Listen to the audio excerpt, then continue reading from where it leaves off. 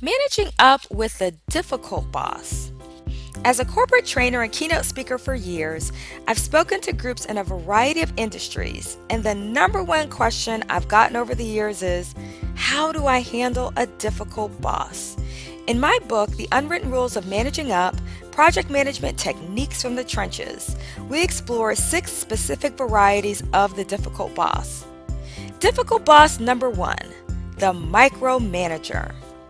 This is the boss or senior leader who smothers you with requests for updates, constant unsolicited advice, opinions, unnecessary direction, and seems to want to know every move you make.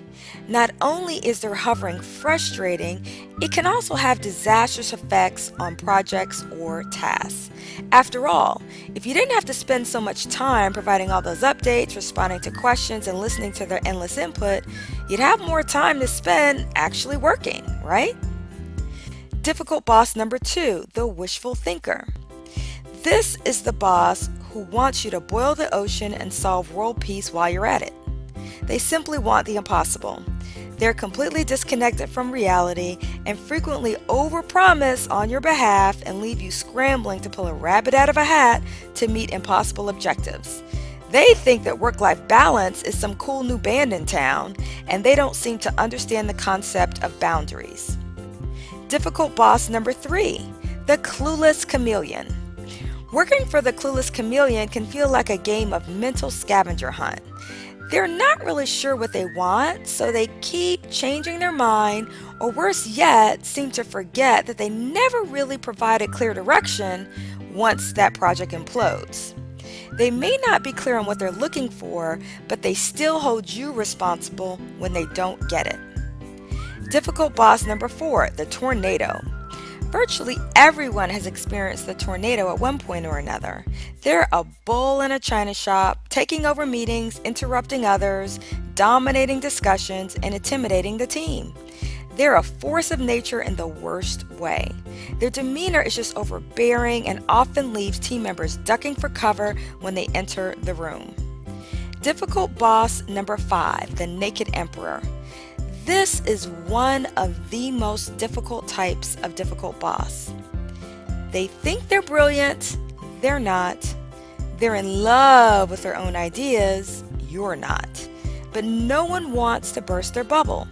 How do you tell the boss that their latest crazy idea is, well, a little crazy? Unfortunately, the naked emperor can create a culture of fear in the organization where no one is willing to tell the boss the hard truth. The MIA boss is just that, missing in action. For some situations, that might just be inconvenient from time to time, but in other situations, it can make work life unbearable.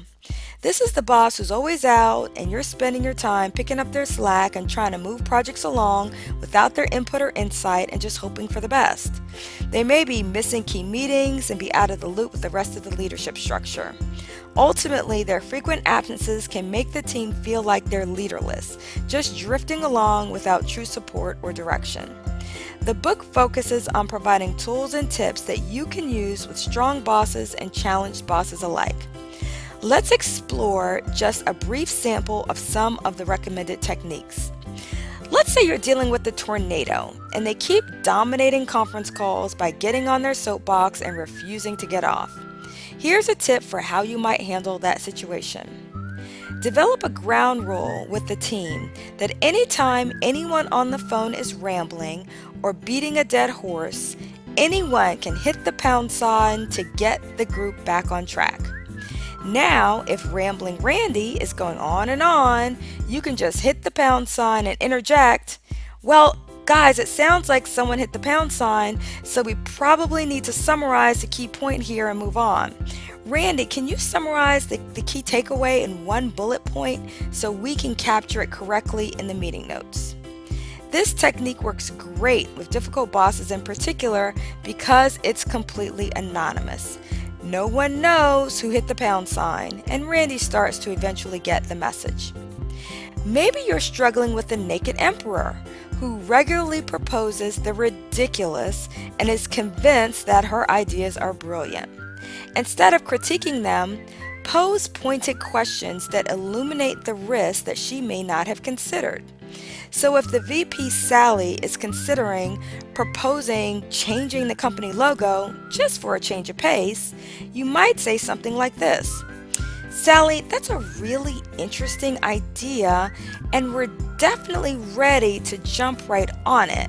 I'm just wondering though about the short-term costs associated with rebranding all the products, revising marketing and communication pieces, and possible revenue loss if there's customer confusion since we're so closely associated with the current logo. How much do you think that could actually cost us? Generally speaking, pointing out risks is a better strategy than telling them their idea stinks. Or maybe you've got the Clueless Chameleon as a project sponsor or senior leader, and they've just assigned you a new project or a major task. Unfortunately, they're not exactly sure what they want, as usual. Instead of waiting for the next shoe to drop, be proactive. Draft an initial project charter that outlines key elements, including things like project objectives, key stakeholders, what's in scope, what's out of scope, your role, what you can do and not do, expectations for cost, time, and quality, what are key risks, and success measurement criteria. You might even ask, "Hey Laura, just to be sure we're moving in the right direction, could you please finish this sentence for me? I will consider this project a success if." If they're truly a clueless chameleon, they may not have an answer, but you've planted a critical seed and you can just follow up with them later to document their response. Finally, get the entire team to sign the document, including the project sponsor. Bring the charter document to every one-on-one meeting that you have with them and pull it out as a reference point if or when they have amnesia about the last direction they provided. Documentation will help highlight their shifting requests and keep the two of you on the same page. The tips provided in the book are steeped in years of project management and general work experience. They're not just focused on managing up for a difficult boss, but instead how to support a wide range of senior leaders for ultimate success. Because let's face it, leaders aren't superheroes, and whether they're a great leader trying to be as effective as possible, a mediocre leader with a few blind spots, or a downright challenging leader struggling to keep the train on the track, these managing up tips and techniques can be an invaluable ingredient in mutual success. If you're interested in learning more, the book is available at Amazon and other retail outlets.